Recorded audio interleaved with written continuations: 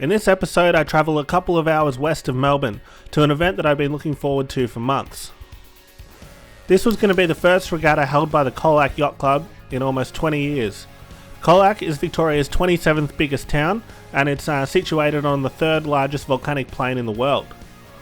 Unfortunately, I still haven't had the chance to sail there until this weekend because when I was doing a lot of sailing in the area growing up, there wasn't actually any water in the lake due to the big drought we had at the time. But Colac Yacht Club's been around for over 135 years, and you can see why. Even back then, they thought this looks like an awesome spot to sail. That was pretty funny. I was just walking back from the Lebanese bakery there, which is the highest rated bakery in Colac, by the way, 4.9 stars average, where I got this pasty that is made with normal pastry, like Lebanese bread, not puff pastry apparently, because the lady said puff pastry is not very good for you. Anyway, there's this crowd of like 2 or 3 people next door standing around my boat trying to figure out if it's a boat or a plane. They'd crossed the road to have a look at it apparently. And the woman said she was amazed that I was light enough to get from one side to the other without getting thrown off. She wasn't a sailor. She asked if it had like a parachute that comes out the back to stop it. But she patted my stomach and said I looked too heavy. So, I don't know, maybe if the general public's saying that, I am too heavy. So I thought for once I'll be responsible and set up camp in the daytime before I start playing with my boat. So this is the Colac Lakeside Caravan Park. As the name suggests, it's next to the lake. They had kindly offered regatta participants discounted camping, which I was really grateful for. So I was able to get this powered site for something like $40 a night. But my heart tells me you should stay a little while.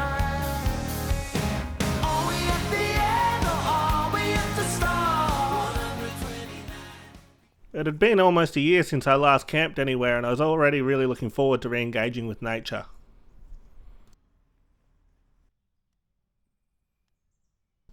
I then headed round to the yacht club. First job was to try and put my Windex back together. I'd somehow snapped the vane on the other one, probably through being clumsy at some point. And as you might have been able to tell in the last episode, it wasn't really pointing into the wind anymore. But fortunately, it turned out you can just buy the vane part, and then it wasn't that hard to change. So it started to rain, but windy. So the locals here say this is actually the sea breeze from Geelong. Comes up from the south and bends around and comes back down here from like the northeast, which I never would have thought of, but that's sort of what it feels like. So I don't think I'll make the start of the invitation race, but I'm just gonna put my little rig on and see how it goes. So by the time I rigged up and spent hours fiddling with little things, I'd actually missed the invitation race, which I wasn't too fussed about because it was pretty windy while that race was on. And I was just trying to nail the last bit of breeze before the sun went down, and the breeze completely shut off. Launching was a little bit tricky because there was so much mud on the bottom it was hard to tell when it was deep enough to get on.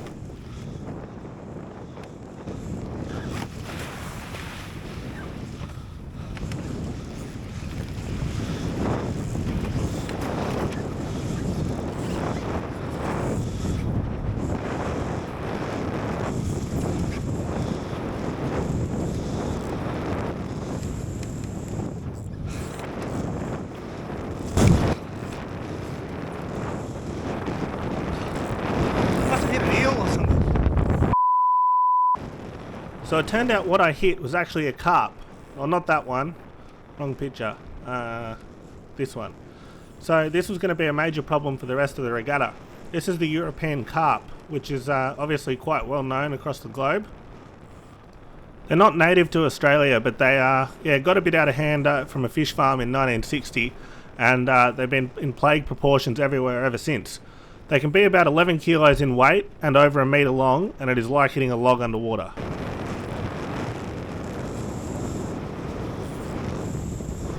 But for now, back to the sailing. So this is the first time I've really hiked and pushed hard on the little rig.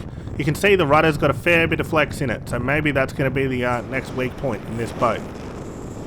So if you watch the tip of the foil right there, you can see that the foils are pretty close to the surface. Here I'm looking up at the rudder wondering what happened, because I felt it let go. So I think having the angle of attack quite high on the main foil means I'm running quite bow down all the time, and that's pushing the horizontal on the rudder quite close to the surface, which means it's easy to ventilate.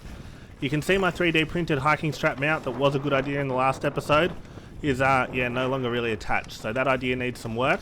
And the deck fairing continues to provide some challenges. Yeah, I need to rethink that again. So while I'm cruising upwind here in sort of semi-survival mode, to be honest, it was rougher than it looked on the video. I'm out there by myself on this strange lake with mysterious obstacles in it. I just wanted to thank the people that have signed up to the Patreon so far. I didn't expect people to jump on it that quick, but it was yeah, greatly appreciated to find out people really support the channel and enjoy the content. So I'll put the link to the Patreon in the description below. It's all priced in iced coffee, so it's easy to understand and yeah, relatable, because this is the relatable channel. As I mentioned in the last video, there are no real exclusive benefits to being a Patreon besides getting your name inside the Ultimate Cruising Dinghy. But I don't want anyone to miss out, because yeah, a lot of junior sailors and stuff watch this channel.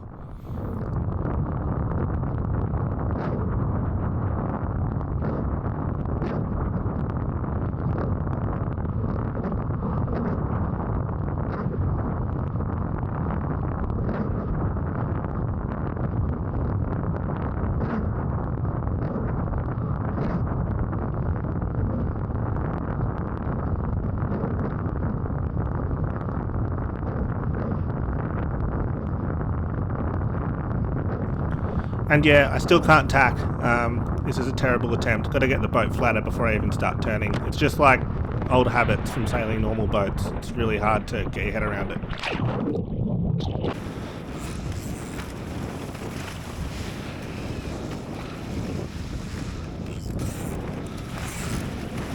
feel like I'm underwater more than normal.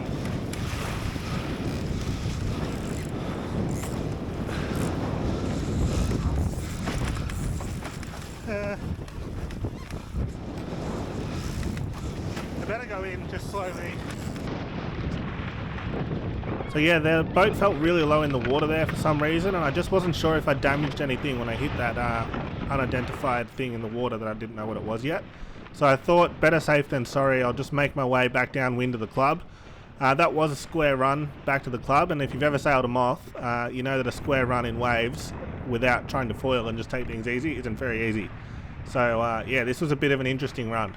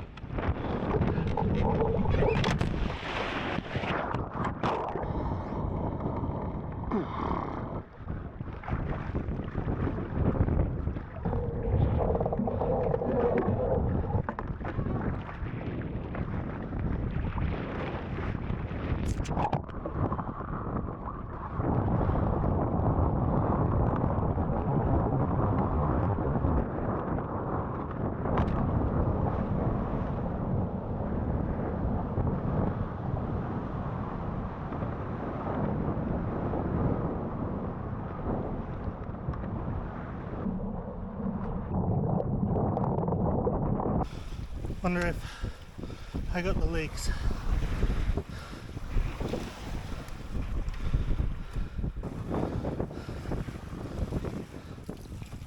Front tank, what?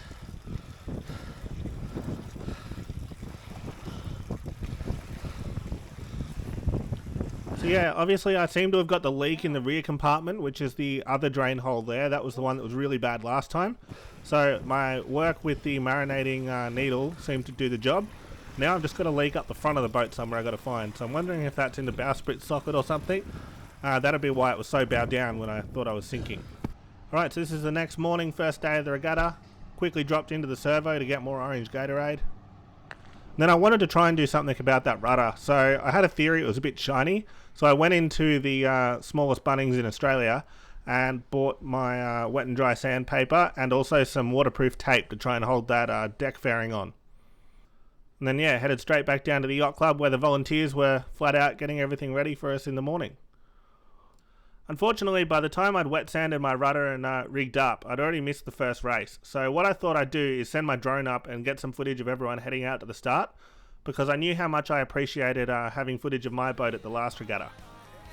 So this is an RL24. It's like a 7.3 metre or 24 foot trailer sailor, extremely popular in Australia.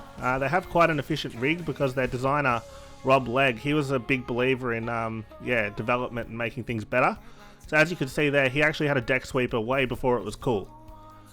This next boat we're coming up to is another little Australian class called the Impulse. So it's designed in the mid-70s for sort of local conditions, rotating mast, really efficient little boat. They're actually really nice to sail. My brother had one of them when he was younger and I had a go on it and quite enjoyed it. They still have some carbon bits and pretty cool little boat.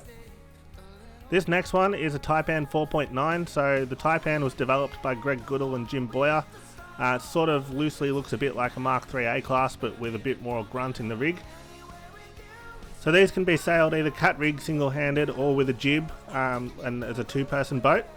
They're also competitive forever, so one of my earliest sailing memories is on the way out to the start, standing in the companionway of my dad's little trailer sailor at the time, and I remember this exact Taipan sailing past with the little purple Bundaberg Bear on the starboard hull, and now it's still being raced competitively 25 years later. It also helps that Dave, who sails it, is very fast downwind. I did sail Taipans for a season and I was sort of competitive upwind, but Dave and these other guys had just smoked me downwind. So this boat here needs no introduction, being a laser / ILCA. So with this sail number, that boat would have been built sort of late 1986 from memory. But if you don't want to spend forever in a gazebo doing up your boat and just want to go sailing cheaply, this is still a great option, as this sailor there has found out. So this next one is two-time Australian A-Class champion Hamish Sinclair. This is the A-Class Classic, so if you don't know, the A-Class is split into two divisions, like the Classics and the Foilers. So the Classics have curved centerboards that are in a constant radius, like seaboards. And they have winglets on the rudders, but I don't think they have rudder differential, and they're sort of not allowed to foil consistently. As you can see here, they have got it dialed in, so they have the most amount of lift they can, like there. So they're not foiling properly, but they are definitely foil assisted. As you can see here, this boat actually has a sail from Lindsay Irwin, who is the 2005 14-foot Skiff World Champion. So it's always interesting to see sails from different manufacturers out there. I still reckon the classic A-Class is the best all-round boat if you had to have a boat that touches the water. So here I was down to about 18% battery on the drone. In hindsight, I should have aimed at that little catamaran with the white sail there, because that was my dad. It started to play up here. It definitely wasn't happy, but I thought with 18% I'd definitely get back to the club and be fine.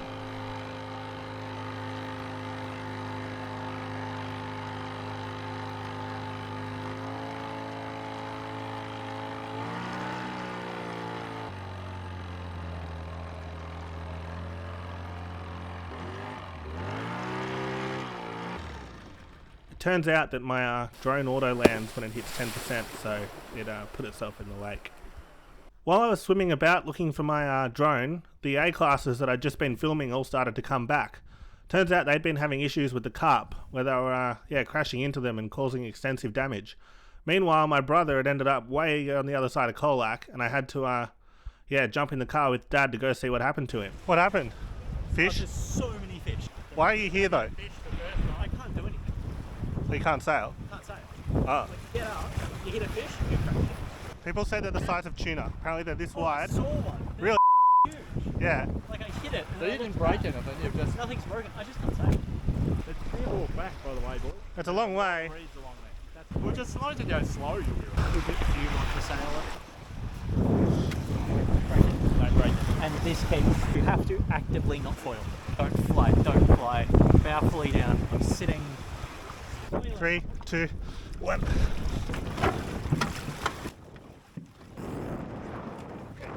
So this is actually a very special boat that probably belongs in a museum and not being sailed through a sea of fish by someone that's a bit too big. So this is actually the last Prowler F0 ever built. So the Prowler Moth is like the one that Rowan Veal had, that he came third in the Worlds in 2003 and won the Worlds in 2005. And it was also the one that was super famous because it was in all the sailing magazines and stuff with the Ronstand logos on the sail and everything. As you can see here, he has his shock cord a bit tight on the tiller, so it's really hard to tack unless you get a bit of pace up. So this boat is a bit like if the Wright brothers built themselves a plane when they were finished building planes. So someone that is critical in the development of a new technology, building one for themselves right at the end, well, that's this boat. And when you sail it, you can feel it's a bit special. It's so light, so stiff, it's just an awesome boat. I wouldn't normally want any of my brother's boats, but this one I do quite like. It came as this like Volkswagen cream colour, which we thought actually looks like iced coffee.